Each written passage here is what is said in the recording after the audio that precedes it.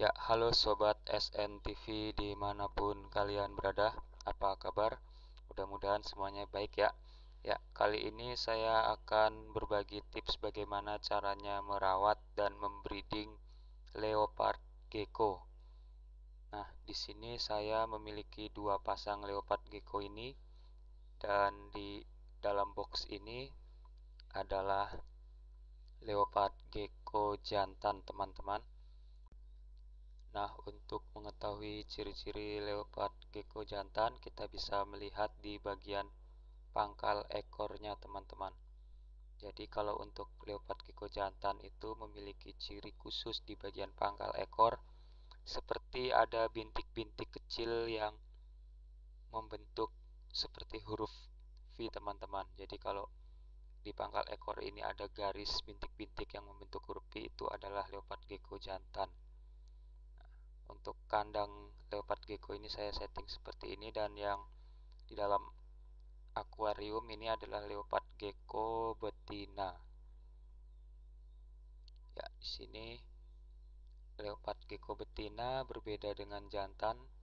Kalau betina di bagian pangkal ekornya ini tidak memiliki garis bintik-bintik yang membentuk huruf V, tetapi polos, tidak ada bintik-bintik garis sama sekali. Nah, ini agak sulit diperlihatkan karena masih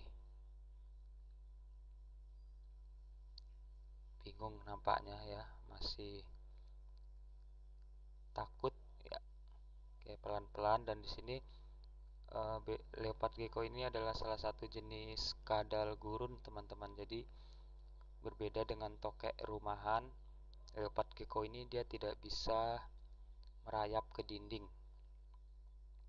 Nah, ini adalah media untuk bertelurnya leopard gecko, yaitu menggunakan sabut kelapa yang halus yang bisa kita beli di toko-toko tanaman, teman-teman.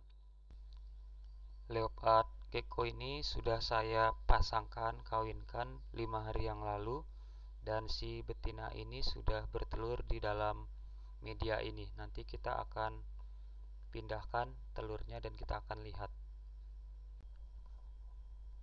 Ya, berikutnya saya akan memperlihatkan tempat media penetasan telur reptil. Nah, ini tempatnya seperti ini.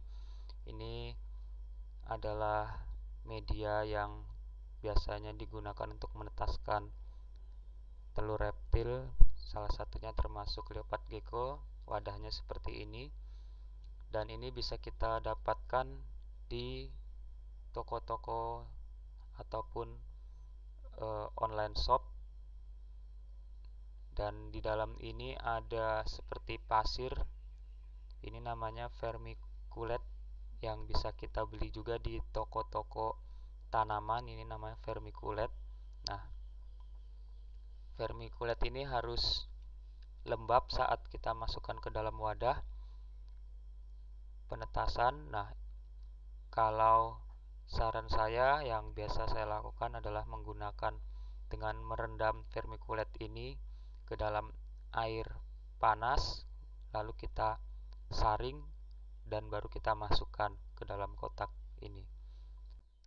Kenapa saya menggunakan air hangat untuk vermiculite ini? Salah satunya untuk membunuh bakteri-bakteri yang mungkin nantinya akan berdampak pada telur berjamur, sehingga saya rendam pakai air panas, kemudian saya peras, baru saya masukkan ke wadah. Nah, telur jangan langsung dimasukkan, tapi biarkan ini dingin dan menguap ya, supaya uapnya ini keluar, tidak di dalam wadah ini.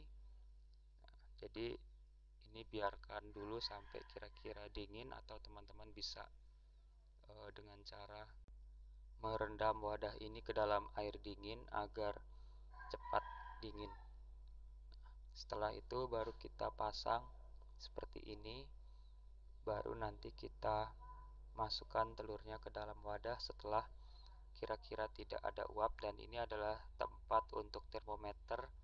Jika memang ada termometer batang, bisa dimasukkan ke sini.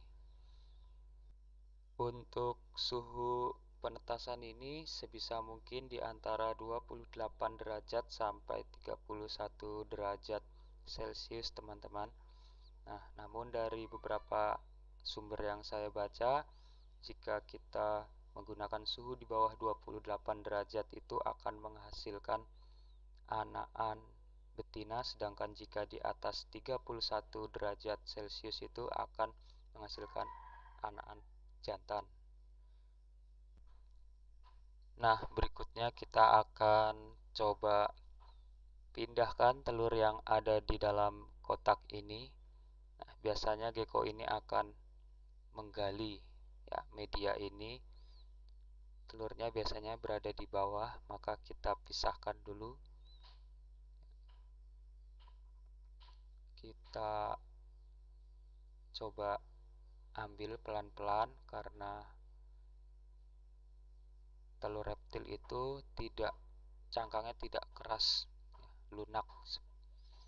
Nah, kita gali pelan-pelan, jangan sampai nanti merusak telurnya.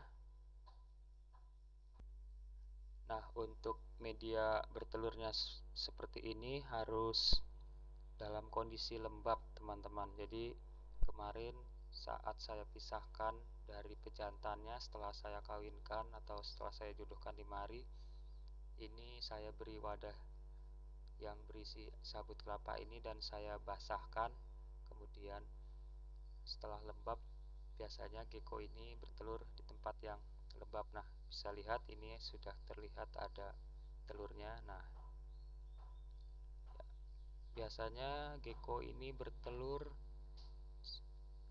langsung 2 butir dalam sekali bertelur. Ini telur yang pertama, kita pindahkan ke dalam wadah. Kita akan cari telur kedua. Nah, untuk telurnya tidak perlu dibersihkan, cukup seperti ini, tidak masalah, tidak harus bersih sekali. Yang penting tempatnya sudah lembab. Nah, ini telur yang kedua, ya, kita letakkan di sisi sebelahnya, tidak masalah. Nah, telur gecko ini biasanya akan menetas sekitar 60 hari, teman-teman. Nah, nanti tergantung suhu, semakin kita menyimpannya di suhu yang tinggi di atas 31 tentunya akan semakin cepat. Ini kita tutup.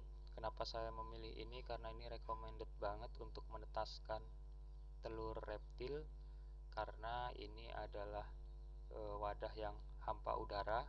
Ya, walaupun kita bisa menggunakan box lainnya, tetapi di sini sudah lebih khusus, ada wadah telurnya dan tidak langsung menyatu dengan medianya yang vermiculite tadi. Jadi tidak terlalu lembab sekali nantinya. Berikutnya kita akan bersihkan kandangnya dan kita akan setting lagi untuk si gecko ini melanjutkan aktivitasnya. Kita bersihkan dulu kandangnya, nanti yang masih bisa dimanfaatkan kita manfaatkan. Kita cek lagi masih ada atau tidak. Ternyata memang tidak ada ya, karena memang setahu saya gecko ini, leopard gecko ini kalau bertelur sekitar 2 butir sekaligus, tidak seperti ayam atau burung yang mungkin bisa lebih dari 2. Nah, berikutnya sisa-sisanya kita masukkan kembali ke dalam kotak ini. Walaupun sudah kita pisahkan telurnya dan si gecko ini sudah bertelur, tetap di kandangnya tetap saya berikan wadah seperti ini untuk dia pups. Berikutnya kita akan bersihkan kandangnya ya, teman-teman.